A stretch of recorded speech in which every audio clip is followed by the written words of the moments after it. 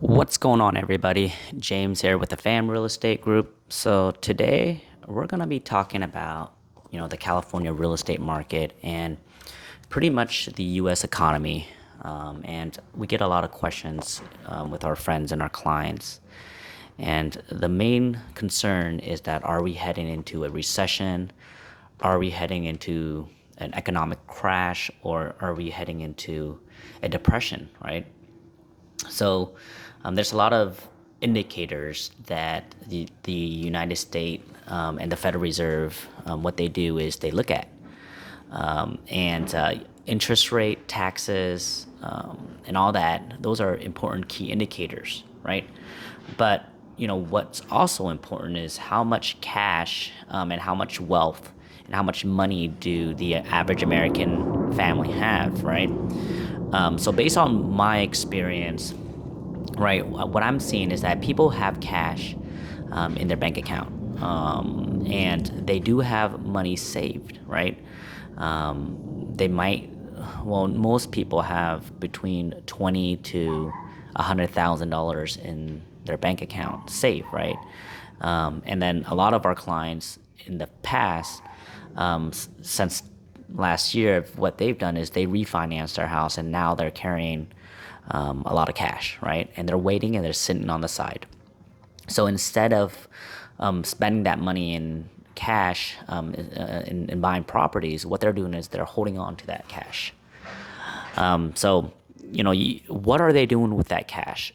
What we're seeing is that a lot of people, they're using that money to travel. They're using that money to buy food, consuming, going out to, out, eat, entertainment, and spending on buying goods and services. Um, you know, gas prices going up, and that's gonna, reduce people purchasing power. But when I went traveling and when I went to Puerto Rico and when I went down to Cancun, there was a ton of people that was, in the airport. Um, you know, Airplane was packed, right? They offered people money just if they can wait a couple hours for the next flight. You know, people are spending money. Well, not everybody, but what we're seeing is that people are spending money on goods and services. And then, so today, the Federal Reserve, they just announced that they're going to raise, interest rate by 0.75. And, the stock market has already priced that in. It's already expected. And, according to Jerome Powell, the reason why they're doing it is because of the consumer price index is very strong. So basically, consumer confidence in terms of like buying is strong, right? Now, what does that mean? Well, confident comes and go, okay? So we yes, we have a strong consumer confidence, but if that confidence is knocked down, then what would happen, right? Like, for example, if people are feeling poor because their retirement account, their 401k has went down, they're feeling poor because their real estate assets are going down, their stock account is going down. And they're feeling poor because they're not bringing in money. What that means is that when I say the word poor, what I'm saying is that they're not confident in spending. Okay. So, in the future, you know, this whole market is like shifting, right? So you got to be prepared. Good time doesn't last forever. Bad time doesn't last forever. And everybody is different. Everybody's season is a little different. So what you want to do is you want to prepare yourself for good time and for bad time. So, is the market going to crash, right? And how bad is the market going to crash? And if the market crash, like what will happen next?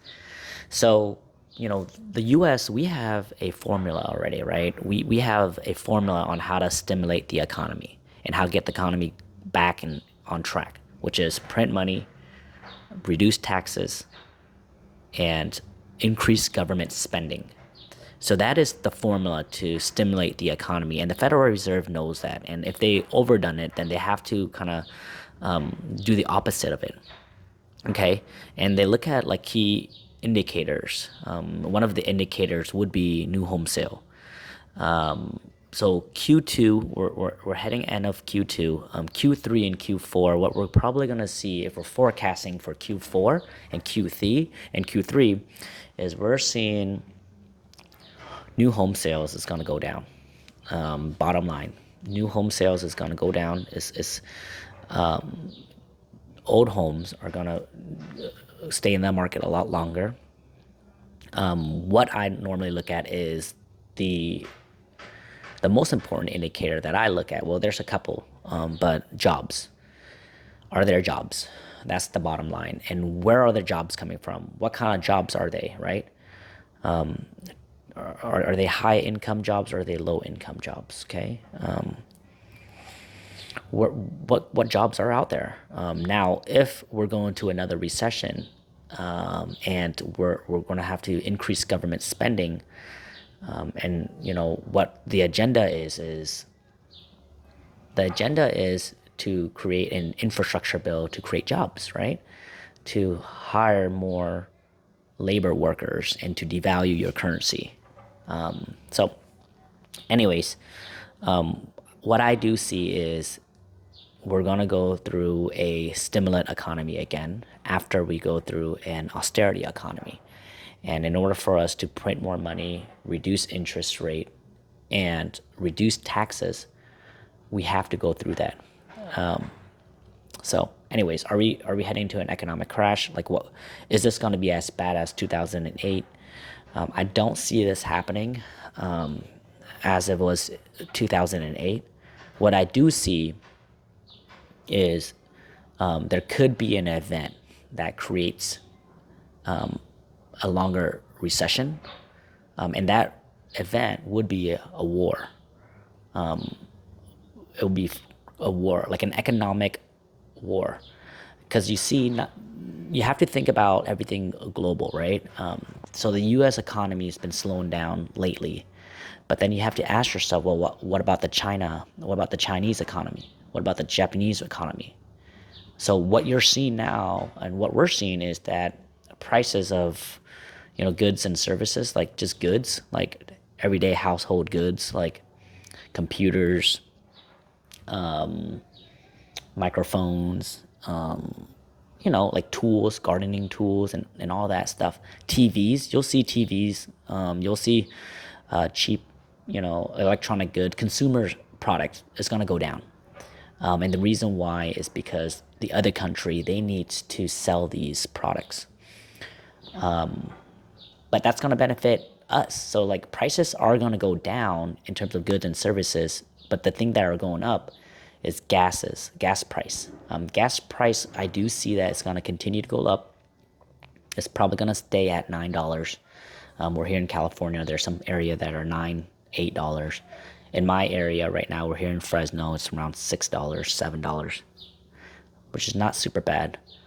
But what you got to work on right now is working on building your economy. Okay, work on helping people. So what we believe in helping people build wealth. We collaborate with other people, and then we add value to them. So the question that I have is like, what are you guys doing to build wealth? What income producing activities, revenue activities, what side hustle are you guys doing? Are you guys, going garage sales, shopping and flipping,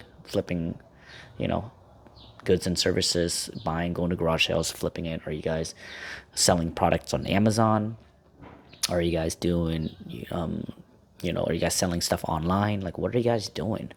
But anyways, there's a lot of opportunities out there. In this time right now, there's a lot of opportunities. You just got to figure out some of your strengths and your weaknesses and go out there and make it happen. So anyways, the economy is doing well. What I see is that people are working, but for how long is the question. For how long are they working? Because